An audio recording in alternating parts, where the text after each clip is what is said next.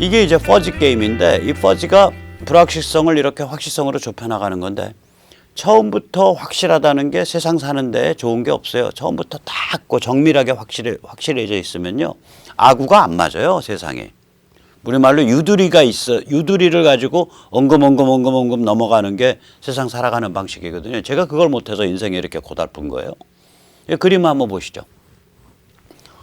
지금 머리 위에 한 1500kg, 1.5톤쯤 되는 큰 진뭉치가 떨어지는데 그걸 정밀하게 측정을 해서 초속 45.3m의 속도로 질량 1.5톤이 지금 낙하하고 있습니다. 조심해서 피하십시오. 하고 나면 그때 벌써 아래는 오징어 포대에 있는 거예요. 깔린 사람은. 그냥 툭 나와야죠. 야, 피해. 이런 식으로 뭐냐면 우리가 정밀하게 접근해 가는 거는 시간적 여유가 있을 때, 그 다음에 반복된 다음에 하는 거예요. 시간적 여유도 없고 아직 반복도 안 돼 있으면 일단 직관적으로 딱 찍어 갖고 조치 취하는 거라고요. 이러한 방식이 이제 일종의 퍼지 지능에 가까운 건데 그렇게 해서 한번 조치 취하고 그걸 피드백 받아서 다시 정교하게 만들고 또 조치 취하고 또 피드백 받아서 다시 정교하게 만들고 우리 로봇 청소기 이런 것들이 그런 거 아니에요.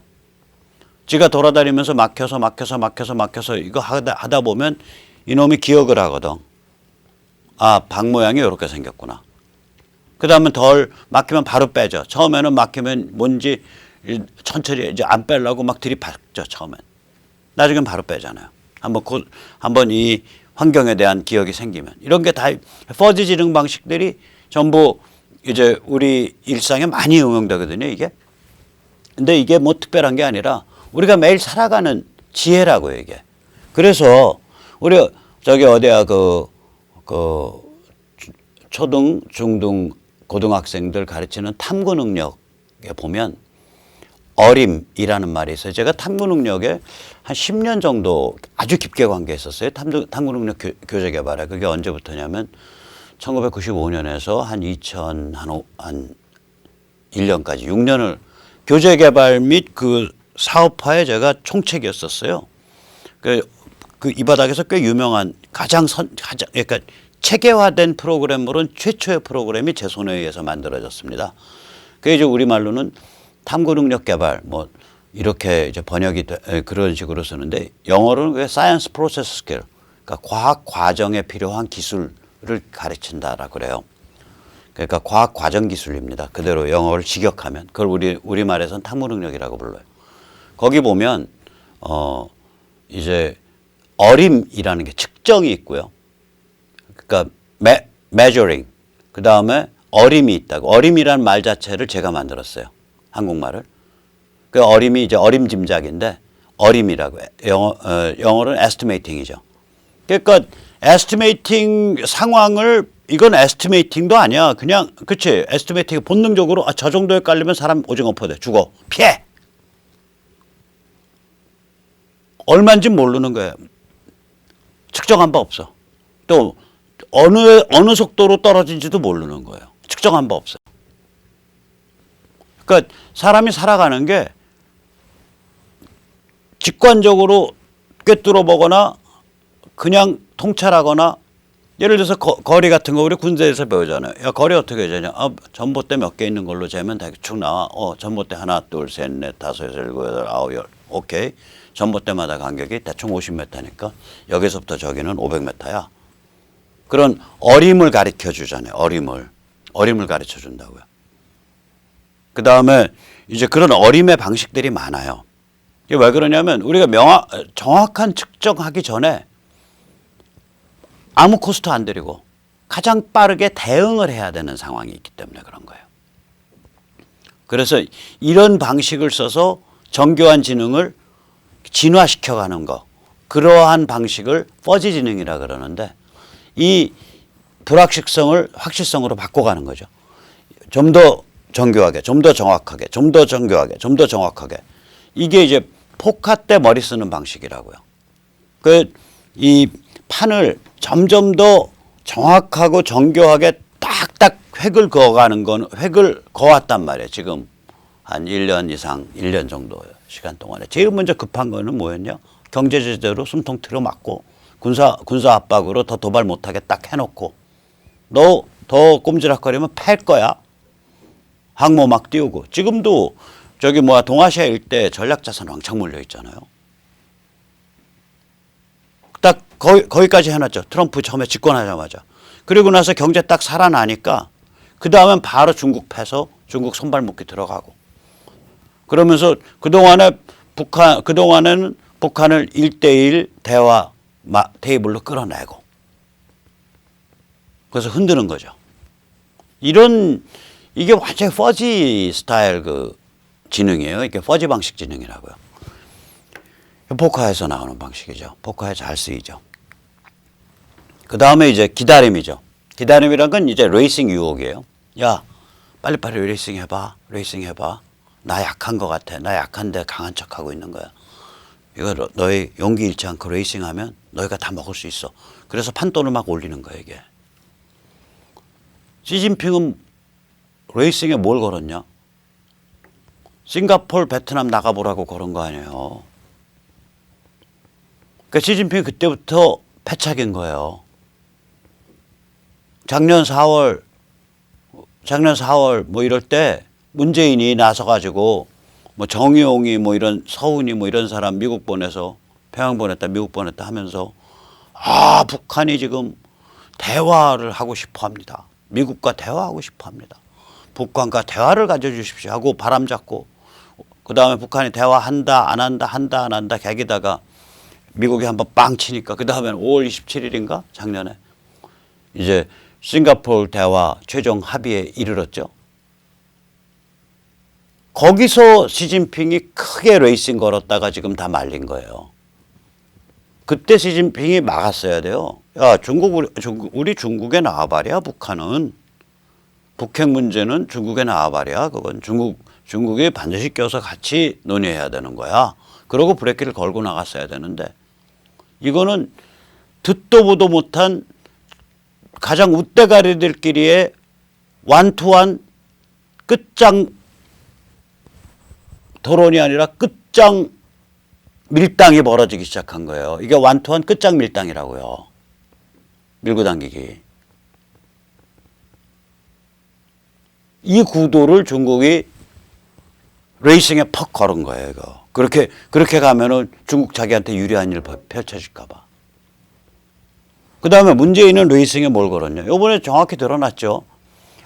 저기 뭐야, 요번에 하노이에서 종전선언 비스름한 거 나오고 결국 북한은 실질적으로는 핵 보유국으로 남을 거고 결국 미국이 대충 봐줄 거고 김정은 체제는 존속이 되고 그리고 우리 남북 경협에 물살이 터지고 그래서 북한 지원 왕창 해주고 그러면은 김정은이 이끄는 김일성 영생교 체제가 앞으로 천년 만년 북한을 좋게 이끌고 갈 수 있어. 뭐 이런 시나리오를 걸은 거 아니에요. 그런 시나리오의 바탕에서 그런 일이 벌어질 것이다라고 전제하고 김정은 레이싱도 그거죠 결국. 그건데 여기 조금 더 덧붙인다면은 문재인 패키지에 조금 더 덧붙인다면은 김정은이 이제 미국 일본을 이제 빨대를 받고 빨겠다는 거지. 그리고 좀 더 북한 스타일의 적화 통일을 추진하겠다. 그냥 단순한 뭐 단순하지는 않지만 친중 반미 코리아 연방 정도가 아니라 아예 적화 통일을 추진하겠다. 뭐 이런 식의 레이싱 계산을 했을 거예요. 그러니까 미국은 약한 척하면서 대화하는 척하면서 한편으로는 중국 패고 그러니까 중국 무력화 본격 싸움 걸고 다른 한편으로는 국내적으로는 크게 벌었죠. 첫째, 북핵 문제 해결을 미국의 국가 아젠다 넘버1으로 만들었고요. 둘째, 이제는 막 민주당까지 나서서 지금 비핵화뿐만이 아니라 인권 문제도 다뤄. 인권 문제. 이제 이게 미국 전역에서 튀어나오는 거거든요. 엊그저께 제 후배를 만났더니 제 후배가 이제 사회과학 전공을 했는데 부인이 이제 미국의 이제 유명한 이제 버클리 좌파 대학을 나왔어요. 버클리는 이제 이공대, 경영대 이런 데는 완전히 오른쪽인데 혹은 뭐 굉장히 정상적인데 인문학과 사회과학 분야 가면요. 이건 색깔이 무지하게 진해져요. 버클리가 그런 대학이에요. 그러니까 이공계 가면은 뭐 노벨상 탄 사람들이 수두룩하죠. 그래서 버클리 캠퍼스에서 웬만한 빌딩 앞에 가면 거기 딱 제일 그 현관 앞에 제일 좋은 자리는 노란 페인트로 딱 따로 금 그려져 있고 노벨 로리에트. 그러니까 노벨상 받은 사람만 이 자리에 파킹해라 이거요. 그런 노벨상 수상자 이 그 파킹 자리를 빌딩마다 앞에 딱 노란 금을 쳐놓을 정도로 노벨상 수상자가 디글디글한 데가 버클리예요. 이공계에서 UC 버클리. 그러니까 유니버시티 오브 캘리포니아 버클리요. 근데 거기가 이 인문학이나 사회과학 쪽 오면은 이거 완전히 이제 그냥 마탱이 간 PC 리버럴 좌파거든요. 근데 이제 자기랑 이제 그동안 이제 접촉해왔던 미국인 교수 만나니까 그냥 북한 욕 엄청 하면서 문재인 욕 엄청 하더라는 거 아니에요. 미국 PC 리버럴 좌파가 저거 북한 꼬붕 아니냐. 저 대한민국 말아먹으려는 인간 아니냐. 그거 듣고 놀래갖고 여보 요번에 미국 갔더니 세상에 그렇게 됐어. 미국 PC 좌파 리버럴이 어떻게 그렇게까지 바뀌었어. 이 얘기를 자기 남편한테 했는데 그 남편이 이제 제 후배여갖고 후배가 엊그저께 저한테 얘기를 해주더라고요. 그러니까 이제 뭐냐면은 북한 인권 문제 다뤄라. 북한 체제 문제를 다뤄라. 라는 게 이제 이구동성의 목소리가 됐단 말이에요. 이게 내셔널 아젠다 넘버원이다 가지고 제가 세넷 탈출해서 말씀드렸지만 트럼프가 이렇게 길 헤맨 비둘기처럼 왔다 갔다 하면서 뭐 다 비핵화를 위해서는 모든 거 다 내놓을 수 있고 뭐 주한미군도 철수할 수 있을 것처럼 이렇게 블러핑을 막 하니까 이 그 미국의 PC 좌파 리버럴들이 그냥 공격을 그렇게 치고 들어온 거죠. 근본적인 인권 문제, 체제 문제 가지고. 허점 보여주니까. 그러니까 레이싱을 판을 크게 만든 거예요. 이 트럼프가.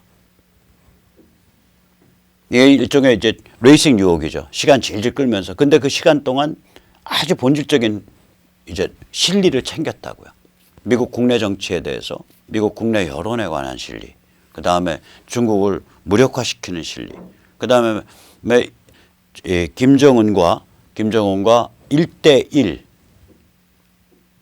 끝장 밀당을 시작한 실리. 1대1 끝장 밀당이라는 그 구도 자체가 이미 한 20% 10%쯤은 북한 지역을 중국의 나아바리로부터 중국의 지정학적 영향권으로부터 떼낸 그런 모양새예요. 그 구도가. 자, 그 다음에 이제 마지막이 아니죠. 이제 포카랑 이제 저기 좀 비슷한 점이 뭐냐면 이제 리스크 관리죠. 포카 진짜 프로들은 그런데요. 승률이 50%면 판돈이 작으면 죽어버린대요. 극단적으로 말하면. 자기가 계산한 확률이 한 50% 된다. 이길 확률이. 근데 판돈 별로 크지 않다. 그러면 죽어버린다는 거예요. 근데 만약에 승률이 한 50% 되는데 판돈이 좀 돼. 그러면 간다 이거예요. 그러니까 승률과 판돈의 복합 계산을 한다는 거죠.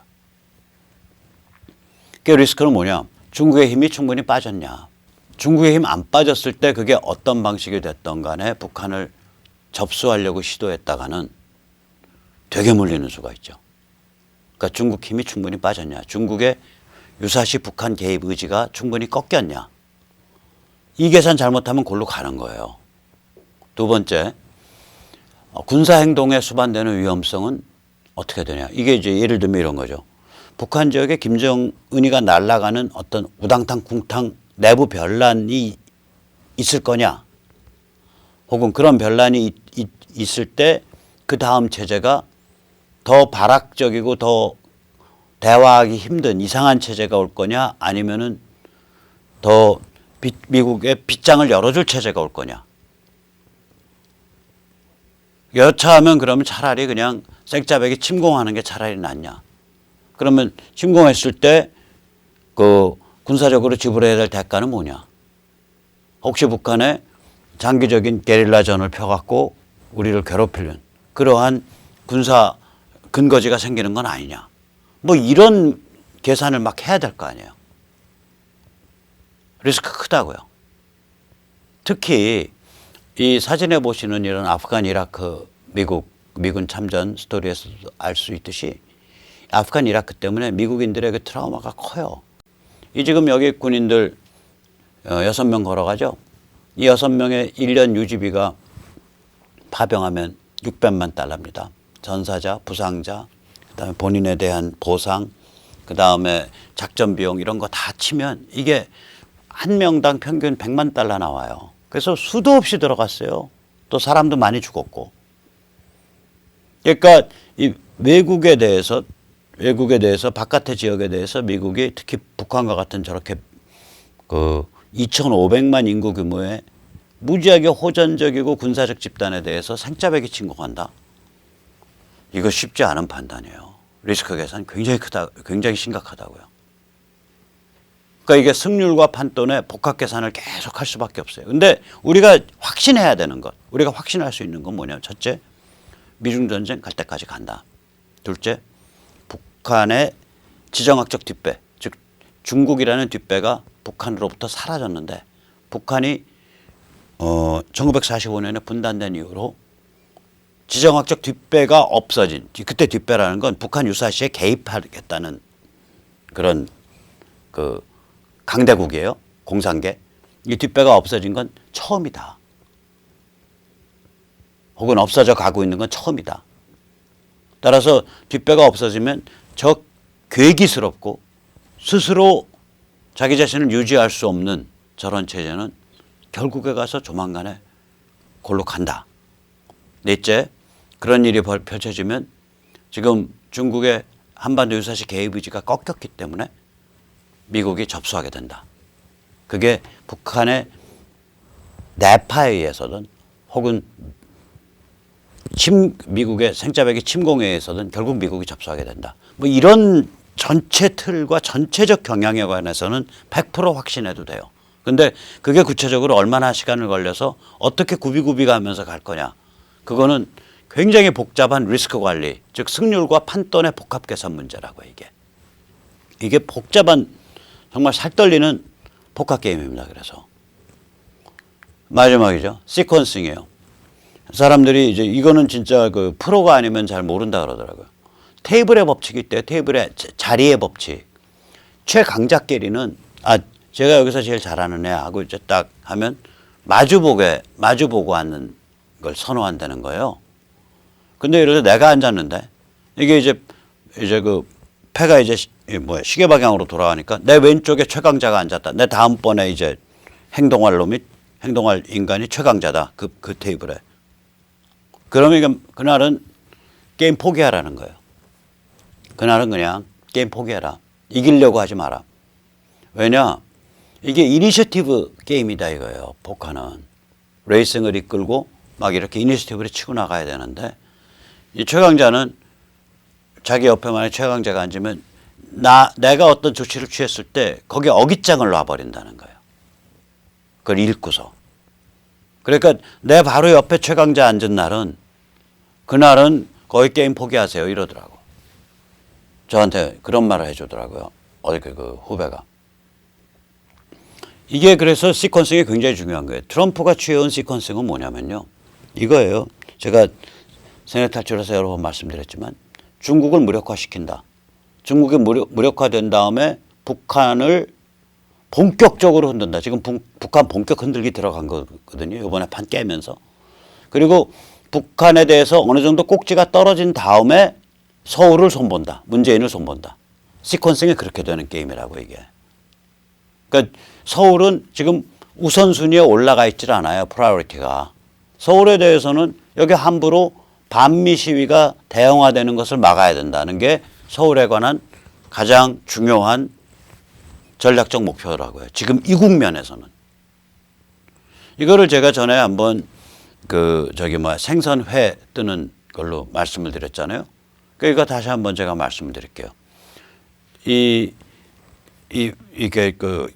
횟집에 가서 이렇게 껍질 벗겨놓은 아직 점여내지 않은 그 살덩어리를 필레라 그래요. 이 필레를 만들 때의 그 순서를 보면 제일 먼저 생선에서 비늘을 털어요. 그 다음이 지금 요 사진에서 보이는 이 뼈 위로 해서 뼈랑 딱 붙여가지고 살덩어리를 떠내는 거예요. 그 다음에 껍질을 벗기는 거예요. 그러면 이제 껍질이 벗겨진 살덩어리가 나오죠. 그 필레가 나오죠. 그 살덩어리를 이제 어슷어슷하게 썰면은 조선식, 한국식 스타일의 회가 나오는 거고, 그걸 딱딱 각을 맞춰서 썰면 일식 스타일의 회가 나오는 겁니다. 그런데 이걸 만약에 순서를 바꿔가지고 만약에 비늘을 안 털고 처음에 살부터 떠냈다?